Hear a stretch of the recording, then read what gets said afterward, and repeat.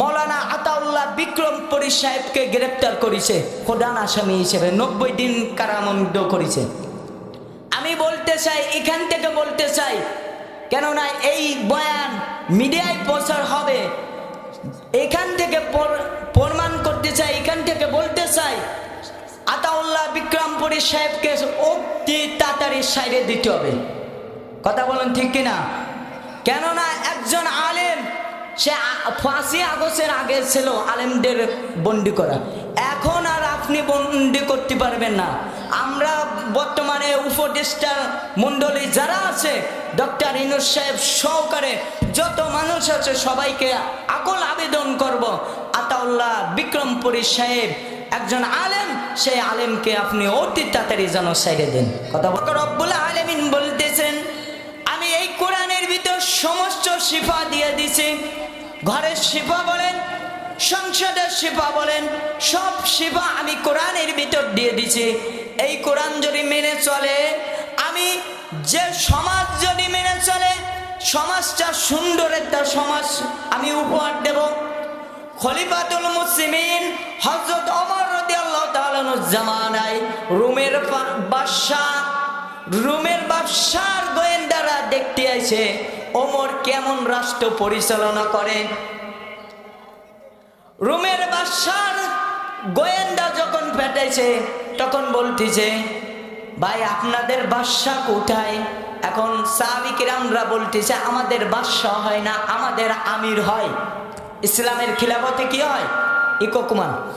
আমাদের কি হয়? আমার আমির হয়। কি হয়? আমির। কোসে আমাদের বাদশা হয় না, আমাদের আমির হয়। বলতেছে, হ্যাঁ আপনাদের আমির কোথায়? রোমের বাদশার গোয়েন্দারা ভাবিছে কি, আমির মনে হয় কেমন রাজপ্রাসাদে আসে, আমাদের বাদশার মতন যেরকম প্রোটোকল লাগে, সাইড দিয়ে সেনাবাহিনী প্রোটোকল ব্যবহার করা লাগে, সেরকম ওমরের মনে এই প্রোটোকল দিছে। বলতেছে, আপনার বাদশা কোথায়? বলতেছে, বাদশার উট হারিয়ে গেছে, আমাদের আমিরের উট হারিয়ে গেছে।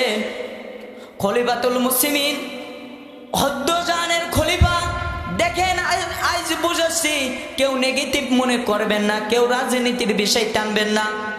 হদ্দজানের বাদশাহ হযরত ওমর রাদিয়াল্লাহু তাআলা আনহুর উট হারিয়ে গেছে, নিজে উট খুঁজতে গেছে। হযরত ওমর রাদিয়াল্লাহু তাআলা আনহু ধরে যে বলে কি, এই যে এই খেজুর গাছে যে নিচে শুয়ে রয়েছে, এ হলো আমাদের আমির। হদ্দজানের বাদশাহ হযরত ওমর রাদিয়াল্লাহু তাআলা আনহু। আল্লাহু আকবার। রোমের বাদশার গোয়েন্দা চিল্লাই বলতেছে, ওমর তুমি মনে হয় তোমার জনগণের হক ঠিক মতন পালন করতেছো, এই জন্যে আজ তোমার জনগণ তোমাকে কিছু বলতেছে না। তুমি একমাত্র কারণ হলো তুমি তোমার জনগণের হক ঠিক মতন পালন করে নিচ্ছ। আল্লাহু আকবার। এই হলো ইসলামের খিলাফত, এই হলো ইসলামের আমির। যে আমির হবে সে জীবনে সেবক হবে না, সে জনগণের জীবনে সেবক হবে না, সে মানুষের সেবা করে বেড়াবে। আজ আমাদের এমপি মন্ত্রীরা যখন ভোট নিতে আসে, তখন বলে অমুক মার্কায় বাস মার্কায় ভোট দেন, আগামীতে ইনশাআল্লাহ আমরা বাস দিয়ে যাব। কথা বলুন ঠিক কিনা? বাস মার্কায় ওই যতদিন দাঁড়ায় ওই চাচা, ওই যতদিন বাস মার্কায় দাঁড়ায় ততদিন ওই বাস মার্কার প্রচারণা করে। আর যখন বাস মার্কা জিতে যায়, তখন জনগণেরকে খালি বাস দিয়ে। কথা বলুন ঠিক কিনা? এই জন্য প্রিয় ভাইরা আমার, যদি একমাত্র কোরআনই সংবিধান যদি নিই, তাহলে একমাত্র আমি আর আপনি আল্লাহ পাক রব্বুল আলামিনকে ভয় পাবো, অন্য কাউকে ভয় করতে পারবো না। যেমন বিশ্বের মধ্যে সবচেয়ে বড় দেশ বলা হয় আমেরিকা। যে সমস্ত আরব আমিরের যে সমস্ত রাষ্ট্র বলেন, সমস্ত রাষ্ট্রের ফিতা বলা হয় আমেরিকাকে। সেই আমেরিকাকে আফগানিস্তানের মতন মোল্লারা, দাড়িওয়ালা ব্যক্তিরা আমেরিকাকে চ্যালেঞ্জ গ্রহণ করে।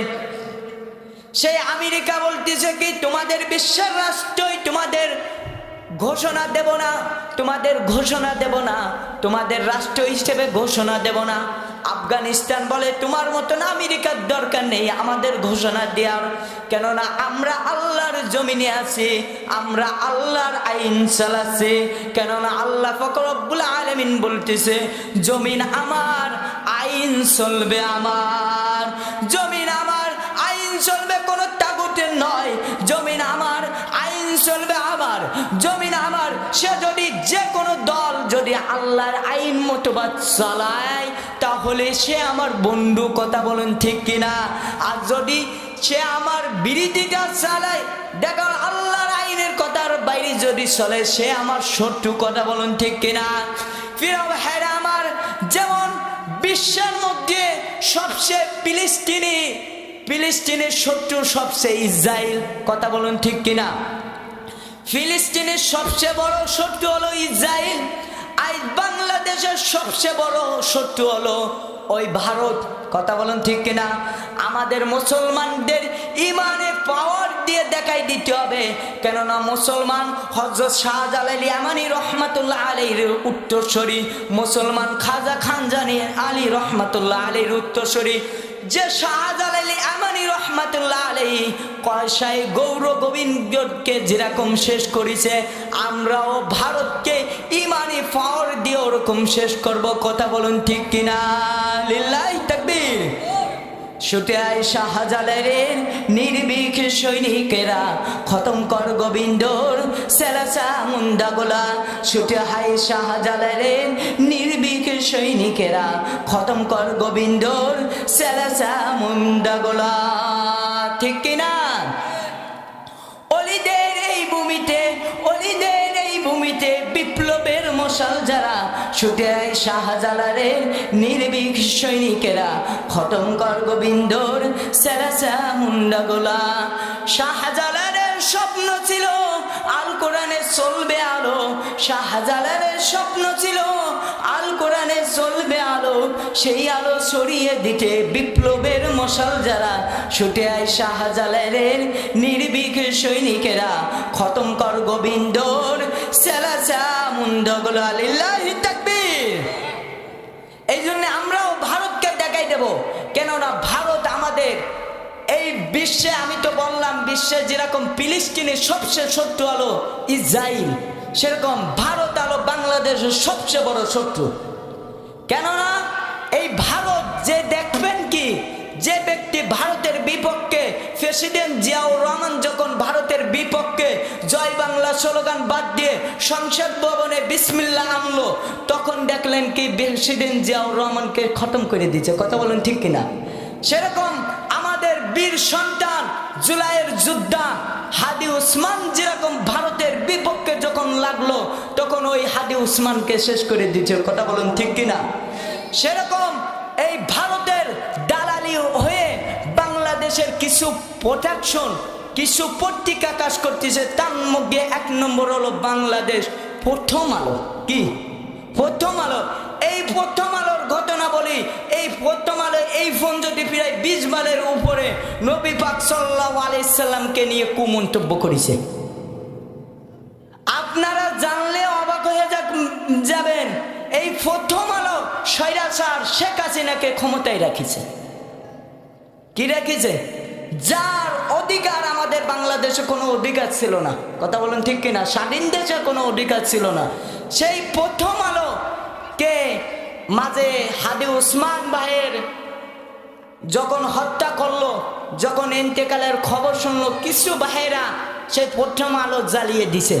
তার মধ্যে একজন আলেম মৌলানা আতাউল্লাহ বিক্রমপুরী সাহেবকে গ্রেপ্তার করেছে প্রধান আসামি হিসেবে, 90 দিন কারাদণ্ড করেছে। আমি বলতে চাই, এখান থেকে বলতে চাই, কেননা এই বয়ান মিডিয়ায় প্রচার হবে, এখান থেকে প্রমাণ করতে চাই, এখান থেকে বলতে চাই, আতাউল্লাহ বিক্রমপুরী সাহেবকে অতি তাড়াতাড়ি সাইডে দিতে হবে, কথা বলেন ঠিক কিনা? কেননা একজন আলেম, সে 5ই আগস্টের আগে ছিল আলেমদের বন্দি করা, এখন আর আপনি বন্দি করতে পারবেন না।